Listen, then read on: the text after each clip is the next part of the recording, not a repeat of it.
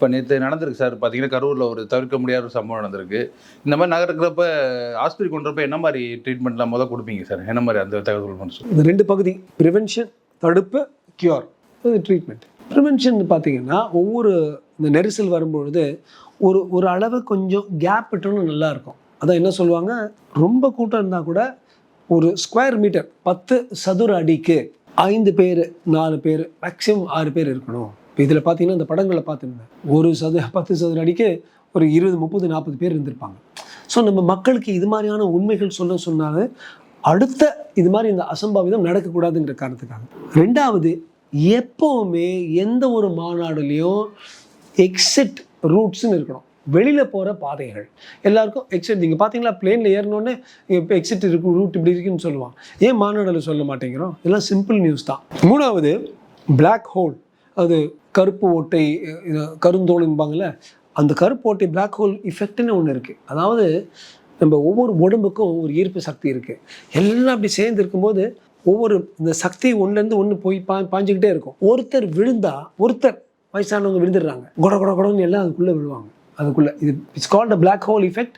நெரிசல்களுக்கு நெரிசலால் மிதிப்படுதல், ஸ்டாம்பீட் டெத்தில் வருது. ஸோ இதெல்லாம் நம்ம எதுக்காக நம்ம தெரிஞ்சுக்கணும்னா, எவ்வளவு நெரிசலாக இருக்கிறோமோ அடர்த்தியான நெரிசலில் இந்த பிளாக் ஹோல் எஃபெக்ட் வரலாம். அப்போ யார் ஃபெயிண்ட் பண்ணுவாங்க? வயசானவங்க ஃபெயிண்ட் பண்ணுவாங்க, அல்லது குழந்தைங்க ஃபெயிண்ட் பண்ணுவாங்க. ஸோ குழந்தைங்களோ வயசானவங்களோ மயக்கம் போட்டு விழுகிறவங்க இது மாதிரி எங்கள் இடங்களுக்கு கூட்டிகிட்டு போகக்கூடாது. அநியாயம் பாருங்கள், 10 பேர் இறந்ததில் குழந்தைங்க. ஏன் இப்போ நெக்ஸ்ட் வாங்க ஒரு மருத்துவர், ஏன் குழந்தைகள் இது மாதிரி மயக்கம் போட்டு விடுறாங்க? ஏன்னா போதிய அளவுக்கு நீர் இல்லை அவங்களுக்கு. ஏன் போதிய அளவுக்கு நீர் இல்லை? ஏன்னா 6 மணி நேரம் 7 மணி நேரம் 8 மணி நேரம் நின்றுட்டு இருந்தாங்க. அதனால் மாநாடுகளில் ஒரு 12 மணின்னு சொன்னால் 12 மணிக்கு 1 மணிக்கு வாங்க, 12 மணி சொல்லிட்டு 7 மணிக்கு வரும்பொழுது அந்த இழுத்து அப்படியே நின்றுட்டு இருக்கிற குழந்தைக்கு ரத்தம்லாம் கீழே தேங்கி நின்று மயக்கம் போட்டுருந்தாங்க. மயக்கம் போட்ட உடனே இந்த பிளாக் ஹோல் எஃபெக்டில் சுற்றி இருக்கவங்களும் விடுறாங்க. அப்போ இந்த நெரிசல் மிதிப்படுதல் ஸ்டாம்பீட் ஆகிடுது. அப்போ என்ன ஆகும்? கடைசி பகுதி ப்ரிவென்ஷனில் அவங்களுடைய செஸ்ட், ஒரு குழந்தையோட பார்த்து குழந்தைங்களுடைய கஷ்டமாக இருந்துச்சு, இந்த செஸ்ட்டு மிதிப்படுது. நானே சபரிமலையில் பார்த்துருக்கேன், சாமி ஐயப்பான்னு கத்திட்டு இருப்பான். அவன் இன்னொருத்த மேலே நின்று கத்திட்டு இருப்பான், அவன் கீழே படுத்துட்டு சாமி ஐயப்பான் பண்ணி கத்திட்டு இருப்பான். அந்த கம்ப்ரெசிவ் அஸ்ஃபிக்சியா, அதாவது மிதிப்படுதலால் மூச்சு விட இயலாமை. இப்போ நெக்ஸ்ட் பார்ட், இப்போ டக்குன்னு ஹாஸ்பிட்டல் கொண்டு வர்றோம். முதல் விஷயம், நீங்கள் யார் இருந்தாலும் இப்போ நானே அலர்ட், அதாவது கம்யூனிட்டி ஆக்சிடெண்ட்டுக்காக ஒரு எமர்ஜென்சி ரெஸ்பான்ஸ் ட்ரீட்மெண்ட் எப்படி பண்ணுறதுன்னு ஒரு பியூட்டிஃபுல் என்ஜிஓ இருக்குது, மிஸ்ஸஸ் கலா பாலசுந்தரமன். நாங்களாம் ஃபவுண்ட் பண்ணோம், நிறைய பேர் அதில் இருக்காங்க. இப்படி வந்த உடனே முதல்ல நீங்கள் பண்ண வேண்டியது, இந்த வாயில் வச்சு ஊதுறதுலாம் ஒன்றுமே இல்லை. எல்லாத்துக்கும் ஒன்றே ஒன்று தான், 2 கை இப்படி வச்சு இந்த செஸ்ட் மேலே மார்பக. அப்புறம் யார் இருந்தாலும், குழந்தைங்களுக்குலாம் ரொம்ப ஈஸி, வெறும் கட்டவரில் வச்சு அடிச்சுனா கூட குழந்தைங்களுக்கு வந்துடும். இந்த சர்க்குலேஷன் வருது இல்லை, இந்த ரத்த ஓட்டத்திலேயே ஆக்சிஜன் வந்துடும், லங் வர்றோம். அதுக்கப்புறம் ஒரு 2-3 நிமிடங்களுக்கு அப்புறம் ஊதுனா, ஒரு பேப்பர் மாதிரி எடுத்து பக்கத்தில் பேப்பர் உருட்டி வச்சு ஊதுனா ஜோலி முடிஞ்சிடுது. ஸோ தயவு செய்து எல்லோரும் இந்த முதல் உதவி ஃபர்ஸ்ட் எய்டு கற்றுக்குங்க. நெக்ஸ்ட், ஒரு 10,000 பேர் 12,000 பேர் இருக்க வேண்டிய இடத்துல 30,000 பேர் இருந்தது. அந்த நெரிசல் அடர்த்தியை அதிகரித்ததுனால தான் இவ்வளோ பேர் இறந்தாங்க. இது நான் எதை வச்சு மட்டும் சொல்ல, நம்ம ரொம்ப நான் உங்களை பாராட்டுறேன். அரசியலே நீங்கள் கொண்டு வரல, இது மக்களுக்கு, இது அரசியலுக்காக இல்லை, இது சமூகத்துக்கு. இதே விஷயம் தான் பெங்களூரில் சின்னசாமி ஸ்டேடியம் இறந்தாங்க. ஆனால் நான் சொன்ன பல இந்த பிசிக்ஸ், இயற்பியல் கோட்பாடுகள், கொள்கைகள், கருத்துக்கள் எல்லாம் 2006 ஹஜ்ஜில் இந்த மீனான்னு ஒரு இடம் இருக்குது, மீனா அங்கே கல் அடிப்பாங்க அந்த பில்லரில், அந்த இடத்துல பயங்கரமான ஒரு நெரிசல் மிதிப்படுத்தல் ஆகி 300-350 பேர் இறந்தாங்க. அப்போ சவுதி கவர்மெண்ட்டு, அரசாங்கமே இதை கையில் எடுத்து பல விஞ்ஞானிகளை கூப்பிட்டு ஏன் இது நடக்குதுன்னாங்க. அப்படி பண்ணியும் திருப்பி 2015 ஒரு பெரிய நெரிசல் நிறைய பேர் திருப்பியும் இறந்து போனாங்க. அது டிஃப்ரெண்ட் மேட்டர். ஆனால் இதை நீங்களும் நானும் பயன்படுத்தலாம். குழந்தைங்களையும் வயசானவங்களும் கூட்டு போகாதீங்க. ஆர்கனைசர்ஸ் 12 மணின்னு சொல்லி 7 மணிக்கு வராதிங்க. பர்மிஷன் கொடுக்குறாங்க பாருங்க, 10,000 12,000 பேருக்கு மேலே இருந்தால் விடாதீங்க. எக்ஸிட்ஸ், கேட், வெளியில் போகிற பாதையை எப்போவுமே எல்லாரும் பார்த்துட்டு இருக்கணும். இது மாதிரி சின்ன சின்ன விஷயங்கள் வச்சு பெரிய பெரிய மரணங்களை, ஒரு சாவு எண்ணிக்கையை ரொம்ப குறைக்கலாம். ஸோ அந்த கம்ப்ரெசிவ் அஸ்ஃபிக்சியா குழந்தைங்களுக்கு ஆல்சோ நடந்து போகும்போது, நடந்தாலே கை காலில் அப்படியே உடஞ்சிடும் அது மேலே.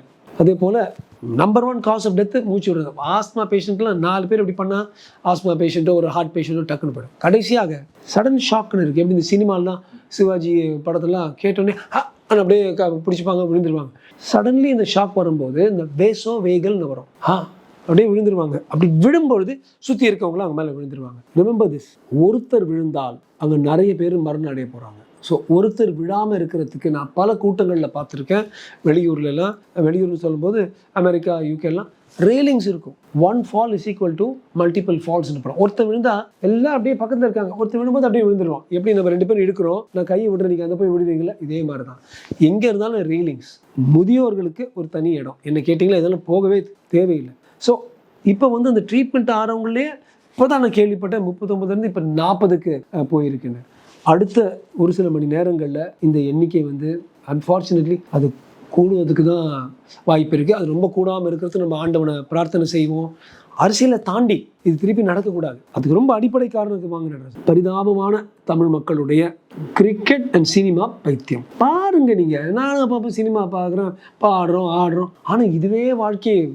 இப்போ நான் வந்து விஜய் வந்து நான் சாடலை விஜயை, நான் என்ன சொல்கிறேன், விஜயை பாருங்கள், க்ளோஸ்அப்பில் பாருங்கள், டிவியில் 10 வாட்டி போட்டு பாருங்கள். நீங்கள் அங்கேயே இருக்கணும், அவர்கிட்ட எங்கேயாவது போகணும், அந்த கூட்டத்தில் இருக்கும் நம்ம நினைக்கிறதுனால தான். அது திருப்பதியாக இருக்கலாம், அது இந்த கும்பமேளாவாக இருக்கலாம், ஹஜ்ஜாக இருக்கலாம், அது தாவேக்காவாக இருக்கலாம், எல்லாமே டைரக்ட்லி ரிலேட்டட் டு அந்த கிரேஸ். தயவு செய்து நம்ம மக்கள் வந்து பசங்களை வளர்க்கும் போது கூட சரி, நாம் கூட சரி, ஒரு பைத்தியம் மாதிரி இல்லாமல் திருப்பி சொல்வேன். நான் ரொம்ப விரும்புகிற இந்த ஆக்டர் வந்து அஜித். நான் அவருடைய டாக்டர், அவர் நண்பன். அவர் வந்து நற்பணி மன்றத்தை கரைச்சார். இவனுங்க வந்து எனக்கு கொடி வைக்கிறதுக்கு வேலை செய்யாமல் இருப்பாங்க, போய் உங்கள் அப்பா அம்மா பாரு, உங்கள் பொண்டாட்டி பிள்ளை பாருன்னு சொல்லக்கூடிய ஒரு திறன் உள்ள ஒரு மன திடம் அஜித்குமாருக்கு தான் இருந்துச்சு. அவர் சொன்னார், இது என்னால் எவனும் சாகக்கூடாதுன்னு.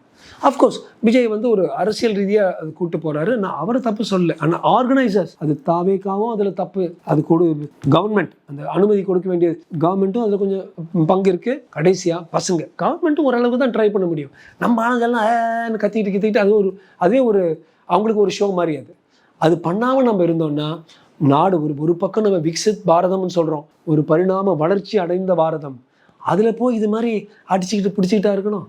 தயவு செய்து நம்ம 1.4 140 கோடி மக்கள் நெரிசல் வர்றதுக்கு பல வாய்ப்புகள் இருக்குது. இந்த பொலிட்டிக்கல் விஷயங்கள் கூட்டங்கள் வர திருப்பி இது மாதிரி வர்றதுக்கு வாய்ப்புகள் இருக்குது. நான் சொன்ன இந்த கோட்பாடுகளை நான் என்ட்ரி எக்ஸிட் ஏரியா, அதே போல் டாய்லெட்ஸ், ஃபுட், வாட்டர்,